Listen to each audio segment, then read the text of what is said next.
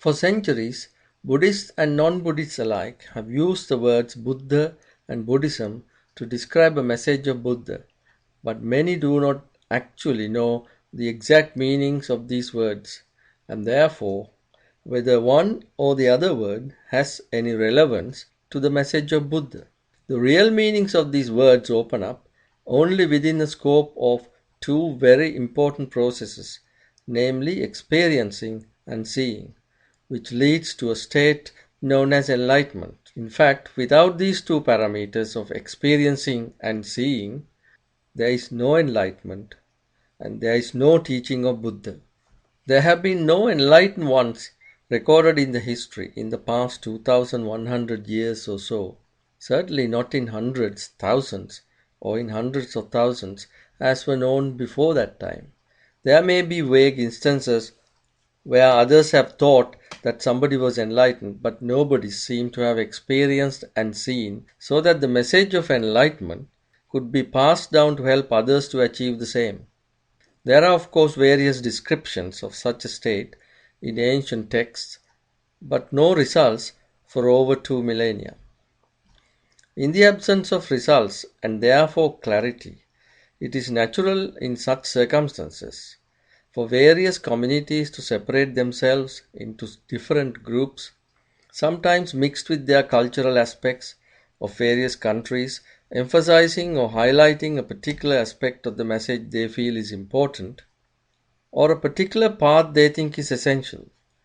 Such groups are widely well known and have gone to form various traditions and branches of what is known as Buddhism, namely Mahayana, Theravada, Vajrayana, Zen, Pure Land, and many others. Forgive me if I have not mentioned others, but all of them essentially constitute various aspects of thought-mediated understanding without much success in achieving enlightenment. Those thought-mediated understandings have collectively come to be known as Buddhism. However, all of them know that there could be only one message, although there could be at least two methods that could be employed to progress in the one and the only path towards the pinnacle of full enlightenment. So why have not people been able to achieve enlightenment for the past 2100 years or so? How could we break this trend and awaken with enlightenment? As I go along, you'll be able to understand why we haven't had positive results and explore, open up and revive the path which became unclear with the arrival of a religion called Buddhism over 2 millennia ago. The first thing one must do is to understand the strict meanings of the words we use commonly in describing the path. Buddha is the first word we come across when we start to explore. Buddhism is the second word we encounter. I will discuss Buddhism in my next talk. Let us investigate the strict or the real meaning of this word and see whether this is the way you understood Buddha before.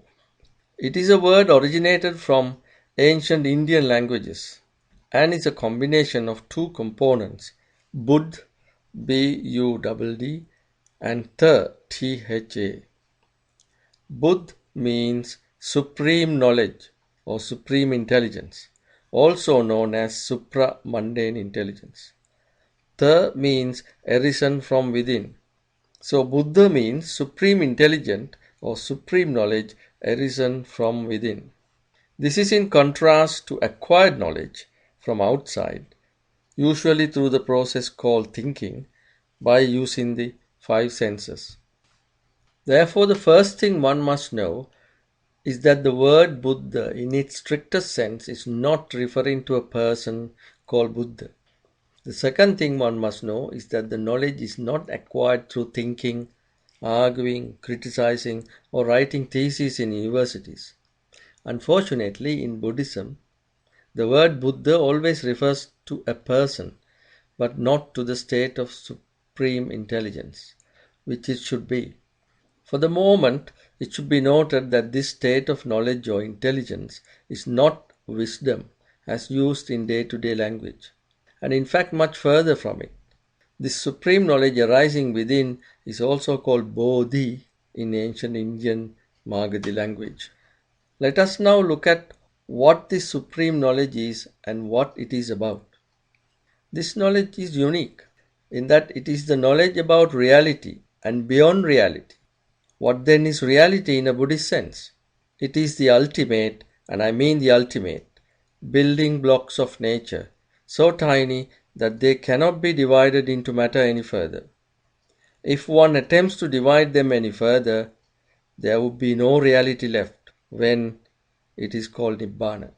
Nibbana is a word used in Magadhi language and Nirvana in Sanskrit. That is the supreme knowledge or the state of Buddha. Because this state of reality and beyond reality, and for that matter, the path to arrive in such a state is not a religion, anybody, irrespective of their religions, can achieve this state. That means anybody can become supremely intelligent if they understand and progress in the path. This state of nirvana or nibbana is therefore beyond reality. This is the ultimate truth, beyond which there is no more to be known. It is this state of nibbana that is called the state of supreme knowledge or supreme intelligence or simply Buddha or Bodhi. As I mentioned earlier, nibbana or supreme knowledge can only arise from within and cannot be achieved through thinking. The thought process involves gathering information from outside with the aid of five senses and memory, and this information is used to compute into ideas, theories, and laws, etc. On the other hand, supreme intelligence arises only one way, that is, arising from within. This happens only when the thought process is abolished. That means that the supreme intelligence or supreme knowledge, buddhi, nibbana or Buddha, whatever you call it, cannot exist side by side with the thought process. You will understand why this is so as we go along. The process of thinking always, and I mean always, leads to an illusion, and therefore such a person can never reach reality or the ultimate truth, nirvana. The thinking process acquires knowledge from outside through information fed via the five senses and memory to a unit called the mind. In other words, all the wires from these six organs are connected at the other end to the mind, which, with the help of memory, computes to produce thoughts and ideas, which are illusions, and is exactly opposite to reality and nibbana. This is one of the most important fundamental truths to learn at the very beginning in the path to intelligence. That however wisely one thinks, the thought process always produces an illusion, but not reality. Thinking wisely involving the mind, in Buddhist circles known as Yoniso Manasikara, to achieve Nibbana is the hallmark of the religion called Buddhism. And you will see why this actually leads you towards illusion rather than Nibbana. This is one of the reasons why there have been no enlightened ones in the last 2 millennia. You will understand as we go along with examples as to why and how a thought always produces an illusion. I mentioned the word mind earlier, and it might make some scientists anxious as they have not yet found an entity called the mind from their experiments. Although there exists a specialty in medicine called psychiatry which deals with diseases of the mind. Scientists have various theories, again through thinking, where it could be situated and have a tendency to think that the brain is part of the mind or mind is situated in the brain. But for our purposes, mind is a separate entity and not the brain. The brain, of course, is a part of the physical body. There is no memory in the mind. This is very important to know because most Eastern religions, including Buddhism, consider memory to be situated in the mind. Memory is in fact situated in the brain, which is part of the physical body. As we all know, that if a part of the brain that stores memory is damaged or removed by surgery, one loses the portion of the memory stored in the damaged or removed part of the brain. The reality of the mind is something that will be seen during the early stages in the path to enlightenment. And without it being seen, not only will one have no knowledge about reality, but mind can never be conquered to abolish the thought process. I hope to discuss the mind on another occasion later. The reality of the mind cannot be reached through thinking or experiments done by using equipment produced using the thinking process, because thinking ultimately shows only an illusion and not the reality. Why do I call thinking, which happens as a result of what we see, hear, touch, smell, or taste, illusions? Let me give you some examples. When we see through our normal eyes, we see people, trees, houses, roads, etc. But never can the eyes show the ultimate building blocks of these objects. It is the same for other senses and memory. Firstly, they are not powerful enough to see reality. Secondly, the information from these sense organs are fed to this unit called the mind, which only knows to produce an illusion, called a thought. Say if we replace our eyes with X-ray eyes, what will we see then? Through the X-ray eyes, we will perhaps see people mainly as collection of bones or skeletons. If we replace our eyes with radio wave eyes, we will not see people, trees or houses, because radio waves pass through them. We will not see even our own bodies. It will be a completely different world compared to what we see through our normal eyes. Do our eyes tell us the truth about the nature? The answer is no. Here is another example. When we see leaves on trees as of green color, are they actually green? Is it the truth? We know that the white light from the sun is a mixture of 7 different colors, just like we see in a rainbow.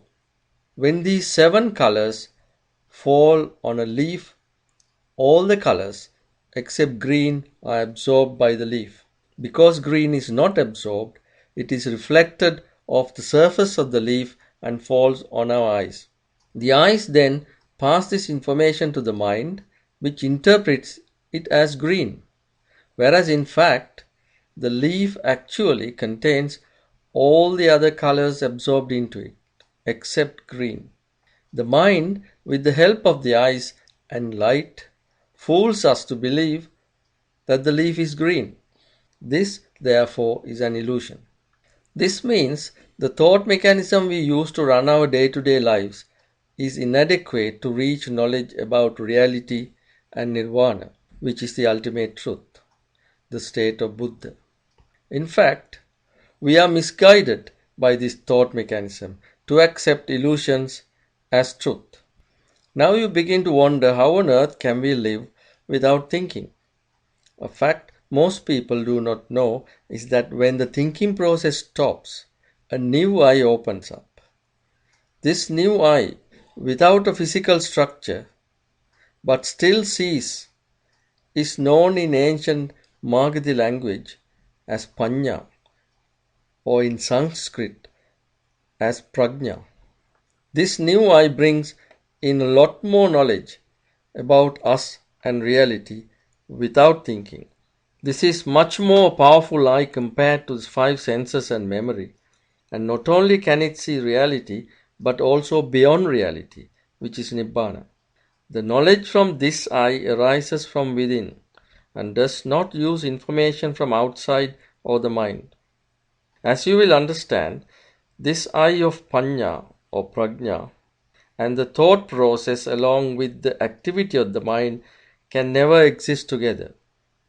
Although it is translated as the eye of wisdom in English, I would rather use the word Panya or Prajna because wisdom is used as a common word in day-to-day communications for a lot of other things, particularly ones connected with the thought process. So Buddha is not a person but only a state of supreme knowledge, where one lives in complete knowledge of reality and Nibbana.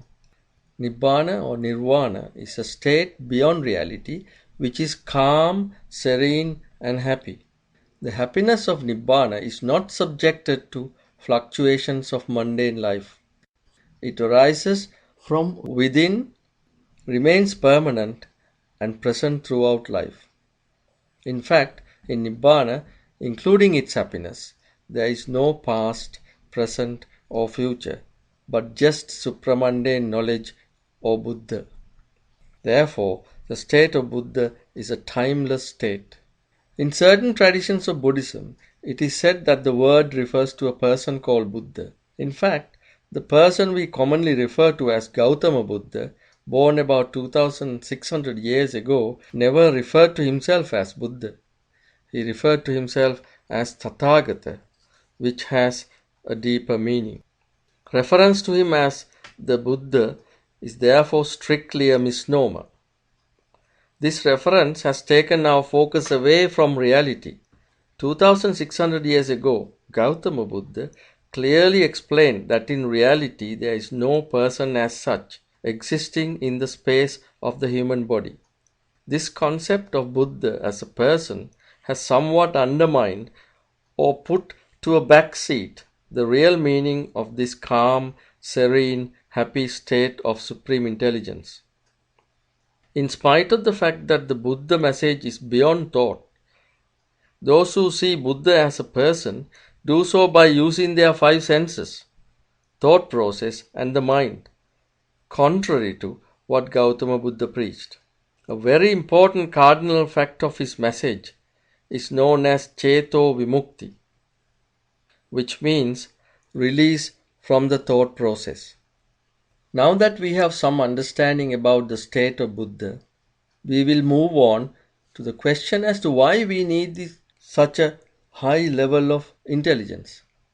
Why cannot we live as we are, within the scope of five senses and the mind, generating thoughts and being creative, even if they are illusions? This is a question everybody should ask themselves before proceeding any further. Firstly, there is a thing called duality of nature. And as we are part of this very same nature, we are subjected to and influenced by phenomena arising from this duality. What actually is duality in a Buddhist sense? It means two opposite ends of anything, any phenomena of nature. Examples are light and darkness, up and down, good and bad, long and short. Scientists may call matter and antimatter. It is the same for past and future. Happiness and sorrow is also part of this very same duality. Thoughts and thought process are always influenced by duality. When Nibbana or Supreme Intelligence is reached, however, there is no duality, and therefore there will be no sorrow or happiness arising from a thought, as thoughts are conquered and abolished. Instead, there will be supramundane happiness, which is not generated in the mind, and therefore not subjected to waxing and waning, but permanent as the mind is conquered and disposed of during the path to Nibbana. Secondly, to live in ultimate supreme knowledge, knowing what is happening within us and around us at the very basic fundamental level, is happiness of knowing the truth.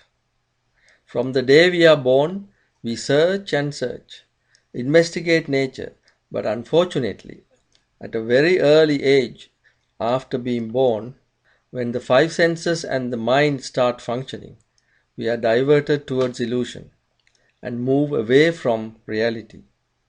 On the contrary, in supreme intelligence or Nibbana or Nirvana, we move away from illusion and understand, experience, and see, without thinking, the reality and ultimate truth beyond which there is no more knowledge to be obtained.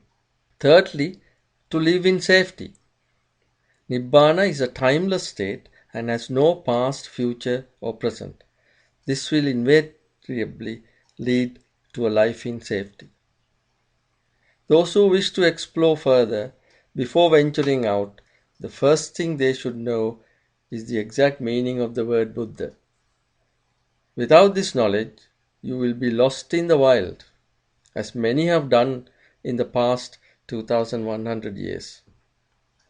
So, in summary, Buddha, in a strict sense, is not a person but a state of supramundane knowledge or supreme intelligence arisen from within, also known as Nibbana or Nirvana.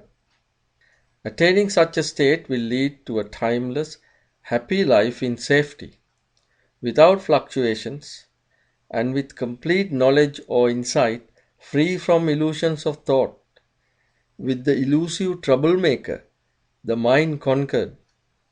Who will not want that kind of life? No matter what your religion is, no matter what your education is, no matter where you come from, every human being is capable of conquering the mind and attain supreme intelligence. By now, you would have understood the process of attaining intelligence is actually not a religion or a prescribed way of life with a code of conduct, faiths, beliefs, and worship, contrary to what preachers of some branches of Buddhism make it out to be. It is not another ism. It is all about reaching a calm, serene, happy, knowledgeable state of living in safety. In my next talk, I will discuss the meaning of the word Buddhism.